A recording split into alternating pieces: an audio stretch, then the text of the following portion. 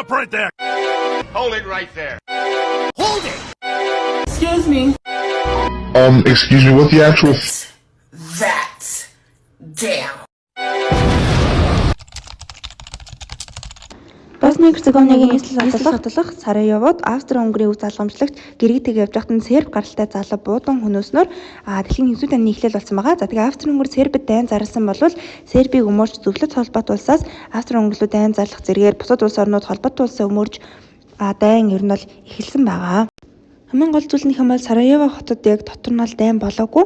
Харин Австри-Унгар сербэд дайн зарлах үед бол Сараевогийн хажууд байдаг Балканы фронт бол нээгдсэн байгаа.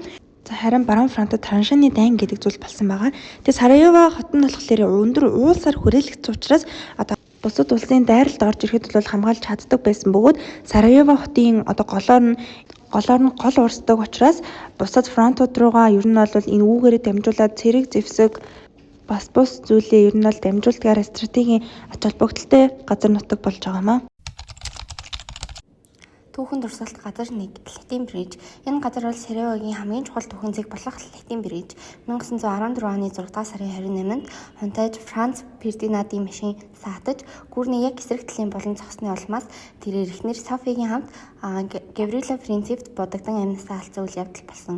Энэ явдал нь Европ их гүрнүүдийн хоорондын зөрчлөлийг хурцтгаж 1 сарын дотор дэлхийн 1-р дайн эхлэхэд шууд түлхэж болсон явдал юм. Түүхэн дурсгалт газар 2 Сараевогийн музей. Латин брижийн яг эсрэг талд байрлах энэ музей нь 1878-аас 1918 онд Австри-Унгарын захиргаанд байсан Сараевогийн түүхийг харуулдаг ба яг энэ музейн урд талд 1914 оны алга болсон. Энэхүү музей дотор Фердинандыг буутсан өдрийн нөхцөл байдлыг тайлбарлах гэрэл зураг, тухайн үед ашиглагдаж байсан нийт зүйлс, байршлын тэмдэг зэрэг хадгалагддаг бөгөөд Сараево яагаад дэлхийн 1-р дайны эхлэлийн төв зэг болсон гэдгийг ойлгоход хамгийн чухал газар болсон. Түүхэн дурсгалт газар 3 Видавтын Капел. Гаврила Принцип болон түүний хам гишүүдийг эхэндээ нууцлалтаагаар бушаалсан ч 1920 онд нэг дээрэн дахин оршуулж хүндэтгэл газар болгон сэргээсэн байдаг. Гаврила Принцип нь 1894 оны 7 сарын 25-нд Босни Герцеговинагийн Облиу тосгонд төрсэн багасаа улс төр түүх сонирхдаг хүүхэд байсан учраас 13 настай Австри иргэшээлтэйсэн Босны нийслэл Сараево хотод сургууль зурхаар явсан. Гэвч 1912 онд Австри-Унгарын удирдагчдын эсрэг хөдөлгөөнд оролцсноор сургуулиасаа хөөгдөж Серб улсын нийслэл Белград хотод дахин сурахаар очив.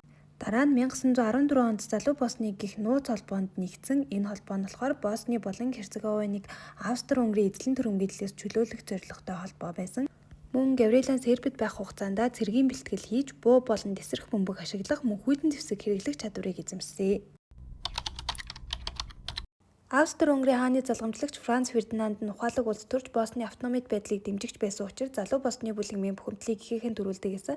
Тиймээс залуу тэмцэгчид түүнийг Сараево хотод ирэх үед нь амийг нь хорохоор төлөвлөгөө бэлдсэн байсан.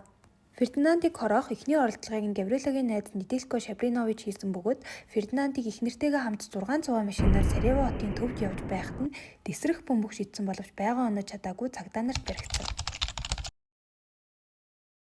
Тэгээд Гаврила даалгавар бүтлгүүтлээ гэд дэлгүүрийн гадаа сууж байсан чинь урдуур нь Фердинанд эхнэртэйгээ хамт машинаар эмнэлэг явж байханд хараад шууд бууга гаргаж ирээд эхний удаа буутахад Фердинандыг хоёр дахь удаага буутахад түүний эхнэр Софияг онож 2 хүний амь насыг хөнөөсөө эргээр баривчлагдсан.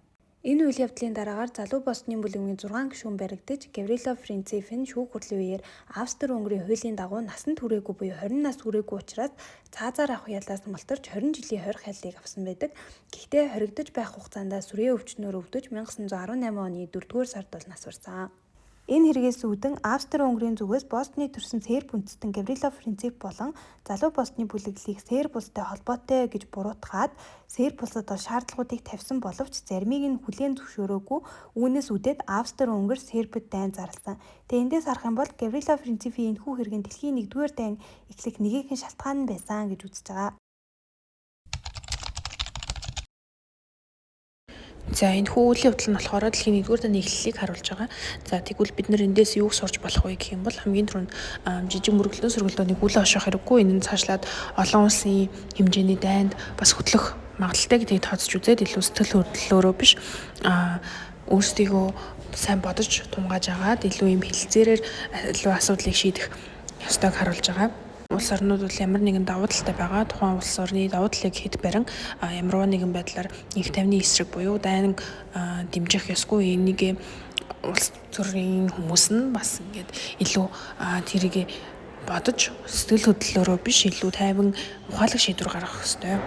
Энэ үедээ алдсан нэг юм нь болохоор хоорондын харилцаа муутай сэтгэл хөдлөлөөрөө хандснаас гадна хитрхи нэг талыг барьсан хитрхи хатуу дипломат харилцаатай байснаас үүдээ дэлхийн нэгдүгээрт бас үүссэн байж болохыг харуулж байгаа. За тэгээд анхаарал хандуулсанд баярлалаа.